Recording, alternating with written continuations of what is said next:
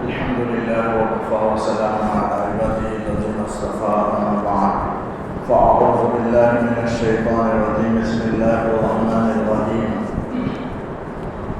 ليس البر أن تولوا وجوهكم قبل المشرق والمغرب ولكن البر من آمن بالله واليوم الآخر والملائكة والكتاب والنبيين وآتى المال على حبه ذوي القربى واليتامى والمساكين وابن السبيل والسائلين وفي الرقاب وأقام الصلاة وآتى الزكاة والموفون بعهدهم إذا عاهدوا والصابرين في البأساء والضراء وحين البأس أولئك الذين صدقوا وأولئك هم المتقون. بزرگان محترم، سورہ بقرہ کی 22ویں رکوع کی آیات ہے. 22ویں رکوع کی ابتدا ہے. سورہ بقرہ کا نصف حصہ یہاں تک گزر چکا ہے، جس میں اللہ تعالیٰ دین کے اصول کو اور بنی اسرائیل کے واقعات کو اللہ تعالیٰ نے بیان کیا. اب اس کے بعد یہاں سے دوسرا نصف حصہ ہے، آدھا حصہ ہے، اور اس حصے میں دوسرے حصے میں نصف آخر میں اللہ تعالیٰ دین احکامات کو اور فروعی مسائل کو اللہ تعالیٰ بیان کر رہا ہے. لیس البر ان تولوا وجوہکم. اللہ تعالیٰ جو اب تک قبلے کے معاملے میں جو بحث و مباحثہ تھا یہود و نصارہ کا، مشرکین کا، کہ تم نے بیت المقدس کو چھوڑ دیا اور بیت اللہ کعبۃ اللہ تمہارا قبلہ ہو گیا، تمہارا کوئی دین نہیں. یہود و نصارہ کی طرف سے، مشرکین کی جانب سے جتنے اعتراضات تھے، ان تمام اعتراضات کو اس آیت میں اللہ تعالیٰ نے ایک بات سے بلکہ ایک طریقے سے گفتگو کر کے اللہ تعالیٰ نے اس بحث کو ختم کر دیا اور کہا کہ تم جو سمجھ رہے ہو کہ ساری نیکی یہی ہے کہ قبلے کی طرف رخ کر کے نماز پڑھے، بلکہ مکمل نیکی نہیں ہے. نیکی ہے قبلے کی طرف رخ کرنا، اللہ کے حکم کو پورا، یہ بھی ایک حکم ہے اور اس حکم کو پورا کرنا نیکی میں سے ہے. لیکن تم نے جو سمجھ لیا کہ پورا دین اسی میں منحصر ہے اور پوری نیکی یہی ہے کہ قبلے کی طرف رخ کرے، بلکہ اور بھی بہت ساری نیکیاں ہیں. قبلے کے معاملے کو، اس پر بحث کو چھوڑو اور اللہ کا جو حکم ہوا بس اس پر عمل کرو. اللہ کا حکم تھا بھائی مسجد حرام کی طرف رخ کرنے کا، تو آپ مسجد حرام کی طرف رخ کرو، یہ نیکی ہے. اور سارا دین اسی میں منحصر نہیں ہے، اسی کو لے کر بیٹھ نہ جاؤ اور اسی پر اعتراض کرتے نہ رہ جاؤ، بلکہ دین کے اور بھی نیک کام بہت سارے ہیں، ان نیک کاموں کی طرف توجہ دو. تو فرمایا لیس البر ان تولوا وجوہکم قبل المشرق والمغرب. نیکی پوری نہیں، یہ نہیں ہے کہ تم اپنے چہرے کو پھیر لو مشرق اور مغرب کی جانب، ولکن البر من آمن باللہ. بلکہ نیکی کیا ہے اور نیکی کے کتنے طریقے ہیں اللہ نے بیان کیے کہ نیکی کے مختلف طریقے ہیں. آگے اس کا اللہ نے تذکرہ کیا کہ نیکی یہ بھی ہے کہ اللہ پر ایمان لائے. اسلام کے، ہم نے سنا ہوگا، اسلام کے 5 شعبے ہیں. ایمانیات ہے، عبادات ہے، معاشرت ہے، معاملات ہے، اخلاقیات ہیں. یہ 5 کے مجموعے کا نام اسلام ہے. تو اسلام کے 5 شعبے ہیں، ان سب پر عمل ضروری ہے. آدمی صرف عبادات کو کر لے اور سمجھ لے کہ میں نے دین کو اپنا لیا، عبادت کر لی، تو یہ آدمی کے لیے ناکافی ہے. معاشرت کو بھی اپنانا ہوگا، اخلاقیات کو بھی اپنانا ہوگا، معاملات میں صفائی بھی ضروری ہے اور ایمانیات بھی ضروری ہے. اس میں سے کوئی ایک بھی اگر رہ جائے تو پھر اسلام مکمل نہیں ہوگا. اسلام مکمل ہونے کے لیے 5 شعبے ہیں، 5 پر بھی عمل کرنا ضروری ہے. اور اس آیت میں اللہ تعالیٰ نے ان 5 چیزوں کو بیان کیا اور یہ 5 نیکی میں سے ہیں. ابواب بر کہتے ہیں. بر یعنی نیکی کے جو طریقے ہیں، نیکی کی جو صورتیں ہیں، ان تمام صورتوں کو اللہ نے اس میں بیان کر دیا. تو یہ آیت بر کہا جاتا ہے اور حدیث میں اسے ابواب بر کہا گیا. یعنی بر کے ابواب جو مختلف نیکی کی صورتیں ہیں، اللہ نے اس آیت کے اندر اسے جمع فرما دیا. سب سے پہلے ایمانیات ہے، اور ایمانیات میں اللہ تعالیٰ نے کہا کہ وَلَٰكِنَّ الْبِرَّ مَنْ آمَنَ بِاللَّهِ، نیکی یہ ہے کہ اللہ کا سب سے پہلا عقیدہ، ایمان عقائد کا نام ہے، عقیدے کی درستگی ضروری ہے۔ جب تک عقیدہ درست نہیں ہوگا کوئی عبادت مقبول نہیں، کوئی عمل معتبر نہیں اللہ کے پاس۔ عمل معتبر ہونے کے لیے، عبادت قبول ہونے کے لیے عقیدے کی درستگی بہت ضروری ہے۔ تو اور عقیدے میں سب سے پہلا اللہ کی ذات ہے کہ اللہ کی ذات پر ایمان لے آئے کہ اللہ ذات میں بھی اور صفات میں بھی ایک ہے، یہ عقیدہ دل میں رکھے، یہ سب سے بڑی نیکی ہے۔ اور پھر فرمایا والیوم الآخر، اور آخرت کے دن پر ایمان لائے، یعنی یہ دنیا کی جو زندگی ہے ایک نہ ایک دن یہ زندگی ختم ہو جائے گی، یہ ہمیشہ کی زندگی نہیں ہے، بلکہ آخرت کی زندگی کے مقابلے میں 2 منٹ کی زندگی ہے دنیا کی زندگی۔ آخرت کے قیامت کے ایک دن کی زندگی کے مقابلے میں یہ دنیا کی زندگی 2 منٹ کے ہے اگر حساب لگائیں تو، اس لیے کہ قیامت کا ایک دن 50,000 سال کے برابر ہوگا، اور انسان دنیا میں زندگی اگر 100 سال بھی گزار لے تو وہ 100 سال 50,000 کے مقابلے میں 2 منٹ ہوتا ہے۔ تو گویا دنیا کی انسان کی زندگی آخرت کے ایک دن کے 2 منٹ کے برابر ہے، اور آخرت کا ایک دن وہ 50,000 سال کے برابر ہوگا، اور وہی آخرت کا جو دن ہے وہ دنیا کی موت کا دن ہوگا، دنیا کا آخری دن ہوگا۔ اس کے بعد قیامت قائم ہو جائے گی، اور جیسے انسان کی موت واقع ہوتی ہے ویسے اس دنیا کی بھی موت واقع ہوگی۔ جیسے انسان کا ایک آخری دن ہوتا ہے اس دنیا کا، ویسے اسی طرح اس دنیا کا آخری دن ہوگا، اسی کو آخرت کا دن کہا جاتا ہے۔ اس دن میں حساب و کتاب ہوگا، اللہ کے دربار میں حاضر ہوں گے، میدان محشر میں اللہ تعالیٰ ہر ایک کا، جیسے اس سے پہلے میں نے کہا کہ 5 جواب دینا ہوگا، 5 سوالات ہوں گے، اور اس سے پہلے قبر میں 3 سوال ہوگا، تو یہ کل 8 سوال کا جواب ہم کو دینا ہے۔ اس کی تیاری کے لیے اللہ نے اس دنیا کے اندر بھیجا ہے، اور دنیا ہی تیاری کی جگہ ہے، آخرت بدلے کا گھر ہے، بدلے کا دن ہے، وہاں تیاری کا موقع نہیں ملے گا۔ تو فرمایا والیوم الآخر، آخرت پر ایمان رکھے، یقین رکھے، اس لیے کہ جب تک آخرت پر یقین نہیں رکھے گا اس کا عمل درست نہیں ہوگا۔ چور اگر چوری کرتے ہوئے اسے ڈر ہو کہ آخرت میں ایک نہ ایک دن اللہ کے پاس مجھے اس کا جواب دینا ہے، دوسروں کے مال کو جو میں لوٹ رہا ہوں، ناجائز مال کے حاصل کرنے کا مجھے اللہ کے پاس جواب دینا، اگر یہ آخرت پر یقین چور کو ہو جائے تو وہ چوری نہیں کرے گا۔ ہر گناہ سے بچنے کے لیے قیامت کے دن پر ایمان لانا ضروری ہے، یہ ضروری ہے۔ اگر یقین نہیں ہے قیامت کا تو پھر آدمی کو برائی سے بچنا مشکل ہو جائے گا۔ برائی سے بچنے کے آسان ہونے کے لیے ضروری ہے کہ آخرت پر یقین رکھ لیں، آخرت پر ہر وقت آخرت کا دھیان رکھیں، تو آدمی کو ہر عمل کرنا آسان ہوگا، ہر گناہ سے بچنا اس کے لیے آسان ہوگا۔ تو فرمایا والیوم الآخر والملائکہ، اور فرشتوں پر بھی ایمان لائے۔ فرشتے کون ہیں؟ ایک اللہ تعالیٰ کی ایک مخلوق ہے، جیسے انسان ایک مخلوق ہے، جن اور شیطان ایک مخلوق ہے، ویسے سب سے اعلیٰ درجے کے فرما بردار ایک مخلوق ہے جن کو فرشتے کہا جاتا ہے۔ اللہ نے نور سے بنایا ہے، ان کو کھانے پینے کی ضرورت نہیں، کسی حاجت کی ان کو ضرورت نہیں، اب ان کی غذا ہے، ان کی روزی، ان کی قوت وہ اللہ کا ذکر ہے، اللہ کے ذکر سے، اللہ کی عبادت سے ان کے اندر قوت اور طاقت پیدا ہو جاتی ہے، وہی ان کی غذا ہے، وہ اللہ تعالیٰ کی فرما برداری کرتے ہیں۔ ایک فرشتے کی تعریف کر رہا ہوں کہ وہ اللہ کے ایسی مخلوق ہے جو فرما برداری کرتی ہے، وہ کبھی نافرمانی نہیں کرتے، لا یعصون اللہ کی نافرمانی نہیں کرتے، ما امرہم، جو اللہ نے، ویفعلون ما یؤمرون، جو اللہ نے ان کو حکم دیا بس وہ کام کرتے ہیں، اللہ نے ایک ایک کاموں کے لیے ان کو مامور کیا، بس وہ تمام کاموں میں وہ لگے رہتے ہیں۔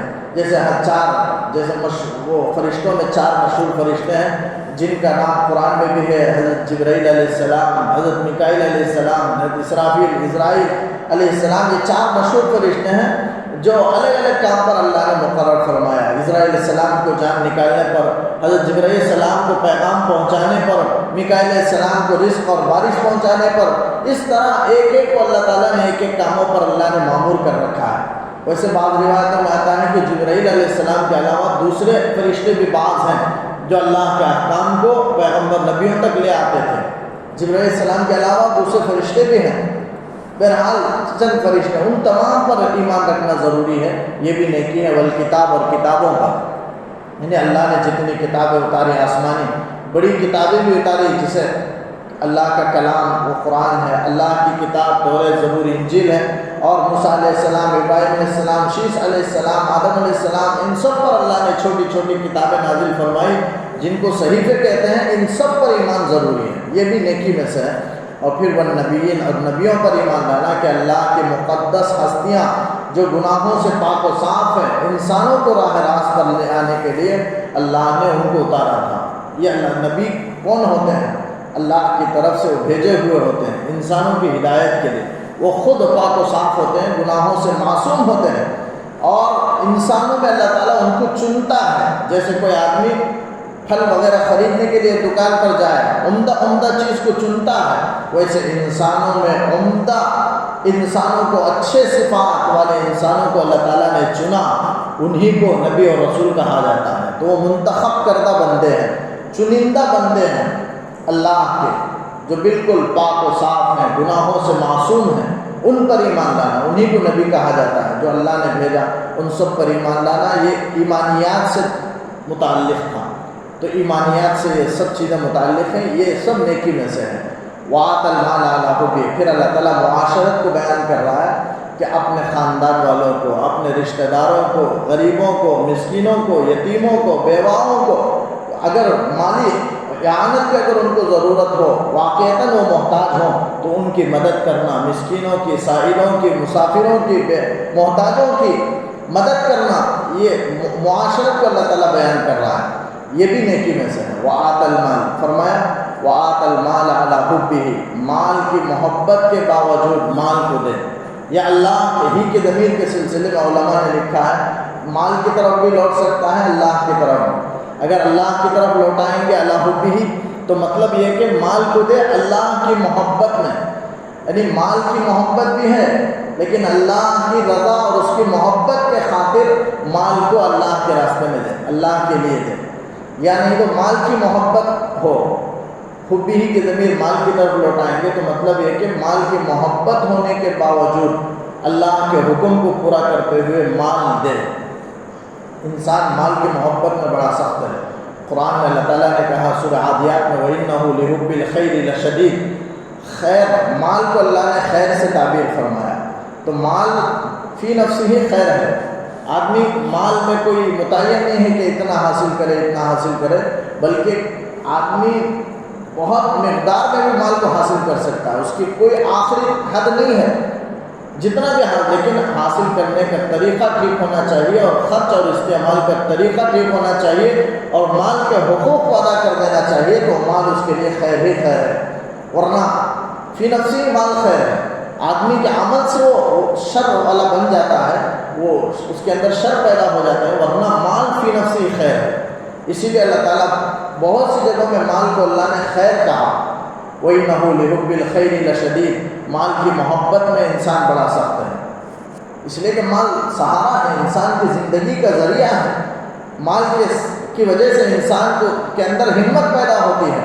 قرآن میں خود فرمایا وَلَا تُؤْتُوا السُّفَهَاءَ أَمْوَالَكُمُ الَّتِي جَعَلَ اللَّهُ لَكُمْ قِيَامًا، سورہ نساء میں اللہ تعالیٰ نے کہا کہ بے وقوفوں کو اپنا مال مت دو تجارت کے لیے، چونکہ وَلَا تُؤْتُوا السُّفَهَاءَ أَمْوَالَكُمْ، تمہارا مال بے وقوفوں کو نہ دو، الَّتِي جَعَلَ اللَّهُ لَكُمْ قِيَامًا، جن مالوں کو اللہ نے تمہارے لیے زندگی کا، گزران کا ذریعہ بنایا، سہارا بنایا۔ مال انسان کے پاس ہوتا ہے تو انسان کو ایک ہمت رہتی ہے، مال نہ ہونے کی وجہ سے ہمت ٹوٹ جاتی ہے۔ جیسے چھت کے لیے ستون سہارا ہے، ویسے انسان کی زندگی کے لیے مال سہارا ہے، ہمت کی چیز ہے، اس کے باقی رہنے کی چیز ہے، تو اللہ تعالیٰ نے سہارا بنایا۔ اور پھر مال اللہ نے عطا کیا، مال کسی کو، یہ اللہ تعالیٰ کا تکوینی نظام ہے کہ بعضوں کو اللہ نے مال عطا کیا، بعضوں کو عطا نہیں کیا، لیکن یہ مطلب نہیں ہے کہ جن کو مال اللہ نے عطا کیا وہ مقبول ہونے کی علامت ہے، جن کو اللہ نے مال نہیں دیا وہ مردود ہونے کی علامت ہے، وہ اللہ کے نزدیک مردود ہے، ایسا ہرگز نہیں ہے۔ بلکہ بعضوں کو اللہ تعالیٰ مال دیتا ہے، بعضوں کو نہیں دیتا ہے، اللہ کا تکوینی نظام ہے۔ لیکن جن کو اللہ نے مال دیا ان کے اوپر چند ذمہ داریاں اللہ نے ڈالی ہیں، مالی حقوق اللہ نے رکھے ہیں، مالی فرض اللہ نے رکھا ایک زکوٰۃ ہے، اور زکوٰۃ کے علاوہ دوسرے صدقات بھی ہیں، زکوٰۃ ادا کر دینا کافی نہیں ہے۔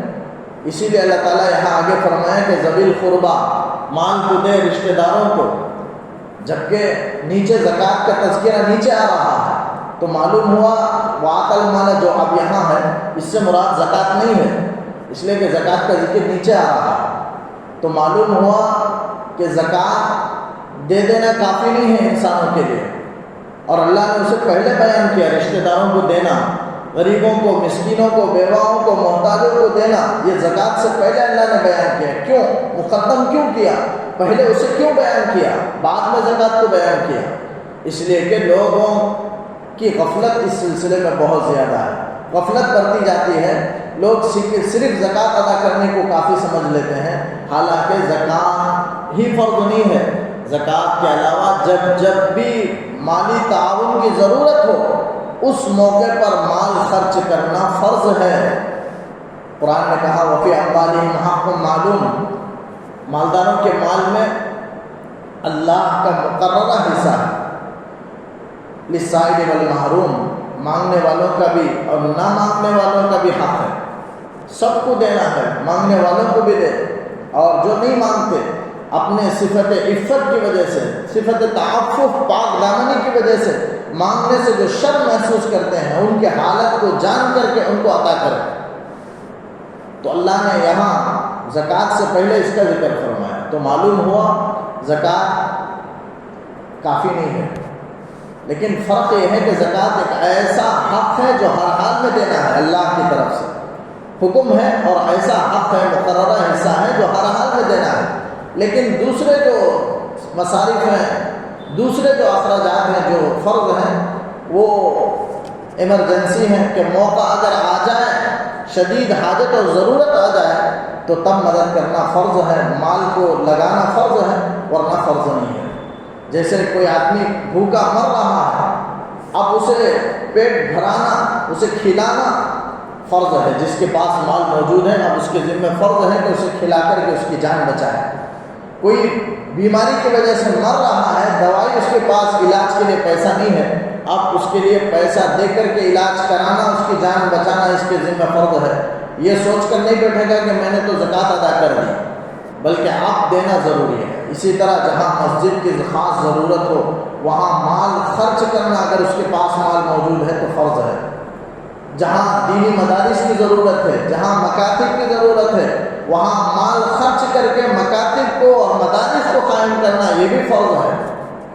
یہ سوچ کر نہیں بیٹھ سکتا کہ میں نے زکوٰۃ ادا کر دیا۔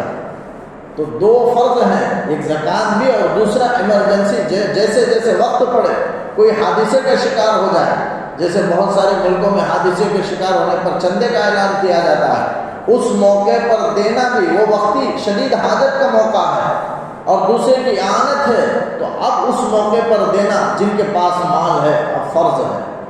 تو یہ بھی ہے۔ تو بہرحال دو طریقے سے فرمایا وآت المال علی حبہ ذوی القربیٰ، مال کی محبت ہونے کے باوجود اللہ کے لیے مال کو دے، ذوی القربیٰ رشتہ داروں کو۔ لیکن اللہ تعالیٰ نے سب سے پہلے رشتہ داروں کو بیان فرمایا، لیکن آج ہمارا مزاج ہے، ہماری طبیعت ہے کہ ہم رشتہ داروں کو دینا پسند نہیں کرتے۔ بڑا بھائی اگر مالدار ہے، چھوٹا بھائی غریب ہے تو چھوٹے بھائی کی مدد کرنے کے لیے تیار نہیں، اسے صدقہ دینے کے لیے تیار نہیں۔ بہن اگر غریب ہے تو بہن کو دینے کے لیے تیار نہیں۔ آپس میں نہ رنجشیں، آپس میں نہ اتفاقیاں، جس کی وجہ سے ایک دوسرے کو دینے کے لیے تیار نہیں۔ مدارس میں دے دیں گے، مکاتب میں، دوسری جگہوں میں ہم خرچ کر دیں گے، لیکن اپنے رشتہ داروں کو نہیں دیں گے۔ بعضوں کا مزاج ہے، لیکن بعض علماء نے یہاں تک لکھا ہے کہ اگر کوئی کسی کے رشتہ دار بہت محتاج ہوں، غریب ہوں، اب وہ رشتہ دار کو چھوڑ کر کے مدارس کو دے، جبکہ مدارس کو دینا دین کی اشاعت کا بھی ثواب ہے اور صدقے کا بھی ثواب ہے، لیکن اس کے باوجود علماء نے لکھا ہے کہ اگر رشتہ دار کو چھوڑ کر مدارس میں دیتا ہے تو اس کا صدقہ قبول نہیں ہے اللہ کے پاس۔ یہ اس موقع پر جائز ہے دوسری جگہوں میں دینا جبکہ اپنے رشتہ داروں میں کوئی غریب نہ ہو۔ اگر اپنے رشتہ داروں میں کوئی غریب ہے تو اولاً اسے ترجیح دینا ضروری ہے، اس لیے کہ آیت میں اللہ تعالیٰ نے سب سے پہلے رشتہ داروں کو بیان فرمایا کہ ذوی القربیٰ وآتی المال علی حبہ ذوی القربیٰ، کہ مال کی محبت کے باوجود رشتہ داروں کو دیں۔ تو رشتہ داروں کا خیال رکھنا ضروری ہے، تو دوہرا اجر اللہ تعالیٰ عطا فرماتے ہیں، ایک صلہ رحمی کا اور ایک صدقے کا۔ لیکن جو کوئی عطا نہ کرے، اللہ تعالیٰ روایتوں میں آتا ہے کہ اس کے صدقے کو اللہ تعالیٰ قبول نہیں فرماتے ہیں۔ تو فرمایا ذوی القربیٰ، رشتہ داروں کو دے، والیتامیٰ اور یتیموں کو دے، والمساکین۔ لیکن یہاں ایک بات واضح کر دو کہ رشتہ داروں کو آج بعض ادا دیتے ہیں، لیکن نیت دوسری ہوتی ہے، بطور رسم کے دیتے ہیں۔ کوئی فنکشنوں میں کوئی ایک جوڑا لا کر کے رکھ دیں تو نیت یہ ہوتی ہے کہ وہ ہمارے اسی خوشی کے موقع پر وہ 2 جوڑا لا کر کے رکھیں گے۔ اگر ایک چیز کوئی سونے کا لے کر جائیں تو اس سے وہ بڑی چیز لے کر کے آئیں گے۔ یہ زیادتی وصول کرنے کی نیت سے خرچ کرتے ہیں رشتہ داروں پر، اور اس پر کوئی اللہ کے پاس اس کی کوئی اہمیت نہیں، اور اللہ تعالیٰ کے پاس اس کی کوئی فضیلت نہیں، اور اس پر کوئی بڑھوتری نہیں کا وعدہ اللہ کی طرف سے نہیں ہے، اور اللہ کے پاس یہ قبول بھی نہیں ہے۔ اس لیے کہ مال خرچ کرنا ہے اللہ کی رضا کے لیے، ثواب کی نیت سے، لیکن یہاں زیادہ وصول کرنے کی نیت سے رشتہ داروں کو بطور رسم کے دیتے ہیں، یہ اللہ کے پاس قبول نہیں ہے، اللہ تعالیٰ اسے نہیں بڑھاتے۔ فرمایا فلا یربو عند اللہ، یہ اللہ کے پاس نہیں بڑھتا ہے۔ وما آتیتم من ربا لیربو فی اموال الناس، تم مال کو اس لیے دو تاکہ لوگوں کے مال میں مل کر کے وہ زیادہ آئے، تو فلا یربو عند اللہ، اللہ کے پاس وہ زیادہ نہیں ہوگا، اللہ کے پاس اس کی کوئی فضیلت نہیں، کوئی ثواب نہیں، اس کا کوئی اعتبار ہی نہیں۔ لہذا نیت ٹھیک ہونی چاہیے۔ تو رشتہ داروں کو دینا یہ بھی نیکی میں سے ہے۔ تو یہ سب معاشرت کو اللہ تعالیٰ بیان کر رہا ہے کہ والیتامیٰ والمساکین وابن السبیل، یتیموں کو، مسکینوں کو اور مسافروں کو دیں۔ یتیم یعنی جس کے والد بچپن میں انتقال کر گئے، یعنی کم عمر ہے، 15 سال سے کم کی عمر ہے، والد کا انتقال ہو گیا، ایسا شخص، ایسا مرد و عورت یتیم کہلائیں گے۔ حدیث میں اللہ کے رسول صلی اللہ علیہ وسلم نے فضیلت بیان فرمائی کہ یتیم کی جو کوئی پرورش کرے، ایسا یتیم جس کا کوئی دیکھ بھال کرنے والا نہ ہو، اس کی کوئی پرورش کرے۔ اللہ کے رسول صلی اللہ علیہ وسلم نے 2 انگلی اشارہ فرمایا شہادت کی، اس کے بعد والے کی، فرمایا دونوں، یتیم کی کفالت کرنے والا اور میں قیامت میں اس طرح ہوں گے۔ یعنی آپ صلی اللہ علیہ وسلم 2 انگلی ملا کر بیان فرمایا کہ 2 انگلیاں جیسے قریب قریب ہیں، اسی طرح حضور صلی اللہ علیہ وسلم بھی، اور یتیم کو پالنے والا، اس کی کفایت کرنے والا، یعنی وہ اللہ کے رسول صلی اللہ علیہ وسلم کا بالکل قریب ہوگا، اور ہر ایک کل قیامت میں چاہے گا کہ میں نبی کے قریب ہو جاؤں۔ آپ صلی اللہ علیہ وسلم کی قربت یہ سب سے بڑی خوش نصیبی کے اور سعادت کی بات ہے۔ تو آپ نے فرمایا یتیم کی کفالت کرنے والا میرے قریب ہوگا کل قیامت میں۔ والیتامیٰ، یتیموں کو دے، والمساکین، مسکینوں کو، یعنی جس کے پاس کھانے کو کچھ بھی نہیں۔ علماء نے مسکین کی تعریف کی ہے کہ اگلے وقت کے کھانے کا بھی اس کے پاس انتظام نہیں ہے، ایسا شخص یتیم ہے، مسکین ہے، اسے دینا چاہیے۔ واقعتاً وہ مجبور ہے، مالی اعانت کا وہ حقدار ہے۔ وابن السبیل، اور مسافر کو جو اپنی بستی میں بڑا مالدار ہے لیکن کسی جگہ میں آیا سفر کر کے، مال چوری ہو گیا، مال ضائع ہو گیا، مال ہلاک ہو گیا یا مال ختم ہو گیا، اب آ کر کے کسی کے سامنے ہاتھ پھیلا رہا اور کہتا ہے کہ مجھے جانے کے لیے، ٹکٹ کے لیے، کھانے کے لیے آپ انتظام کریں، تو اب مسافروں کو بھی دینا، یہ مال میں ان کا حق ہے، ان کے مالوں میں حق ہے، مالداروں کے مالوں میں ان کا بھی حق ہے کہ وہ ان کو دیں، مسافروں کو۔ یہ سب اللہ نے معاشرت کا ذکر فرمایا۔ والسائلین وفی الرقاب، سوال کرنے والوں کو دے، وفی الرقاب، اور اسی طرح یعنی جو لاچاری میں سوال، مجبور ہو کر کے سوال کر دیے، سوال آدمی مجبوری کے حالت میں کر دیتا ہے، تو والسائلین، جو ایسا مجبور ہے، حقیقتاً مدد کا وہ مستحق ہے، ایسے سوال کرنے والوں کو دے، یہ بھی نیکی میں سے۔ حدیث میں اللہ کے رسول صلی اللہ علیہ وسلم نے فرمایا کوئی آدمی مانگے تو کچھ نہ کچھ دے دیا کرو، انکار نہ کیا کرو۔ تمہارے پاس 1 روپیہ 2 روپیہ جتنا بھی ہو تم مدد کر سکتے ہو، اپنی استطاعت سے تم اسے مدد کر دو، انکار نہ کرو، اس لیے کہ سوال کرنے والا وہ مجبور ہو کر کے مانگتا ہے۔ فرمایا وسائل وفی الرقاب، اور گردن چھڑانے میں، یعنی غلام آزاد کرنے میں، یا کوئی قید خانے میں قید ہو گیا، گرفتار ہو گیا جیل میں، اسے اب رہائی کرنے کی ضرورت ہے، اب اسے مال خرچ کرنا ہے، تو یہ سب معاشرت، یہ سب نیکیوں میں ہے، ابواب بر میں سے ہے۔ فرمایا وَأَقَامَ الصَّلَاةَ وَآتَى الزَّكَاةَ، آگے عبادات کا اللہ نے ذکر فرمایا کہ عبادت یعنی نماز قائم کرے اور زکوٰۃ یعنی ٹھیک وقت پر ٹھیک طریقے سے نماز ادا کرے، اسے اقامت صلاۃ کہتے ہیں۔ وآتى الزکاۃ، اور زکوٰۃ ادا کرے، یعنی مالی جو اللہ نے جو مالداروں کے مالوں میں جو متعین حصہ جو رکھا ہے، جو ہر طرح سے دینا ہے، کسی بھی صورت میں دینا ہے، وہ ہر حال میں دینا ہے، اسے زکوٰۃ کہتے ہیں۔ وہ دے مالی حق جو غریبوں کا ہے، یہ عبادت سے متعلق ہے۔ تو عبادات، معاشرت، ایمانیت کا ذکر ہوا، آگے اللہ تعالیٰ والموفون بعہدہم اذا عاہدوا، معاملے کا ذکر کر رہا ہے۔ معاملے بہت سارے ہیں، بیع و شراء ہے، بہت ساری چیزیں ہیں، لیکن ایک اللہ نے مثال کے طور پر ایک بیان کر کے یہی حکم پورے معاملے کے لیے ہے، اور وہ ایک حکم یہ ہے کہ عہد اگر کسی سے وعدہ کرے تو وعدے کو پورا کرے۔ والموفون بعہدہم، اپنے وعدے کو، اپنے عہد کو پورا کرنے والے ہوں، اذا عاہدوا، جب وہ عہد کرے کسی سے۔ یعنی یہاں علماء نے ایک نقطہ بیان کیا ہے کہ والموفون، یہ اس میں فاعل ہے۔ اب تک ماضی کا صیغہ اللہ نے ذکر فرمایا، لیکن بدل دیا، اس میں فاعل کا صیغہ لایا عربی گرامر کے اعتبار سے۔ اس کا فائدہ یہ ہے کہ اللہ تعالیٰ اشارہ دینا چاہتے ہیں کہ عہد کو پورا کرنے والے ہوں، کا مطلب یہ کہ عہد کو ہمیشہ پورا کرتے رہیں۔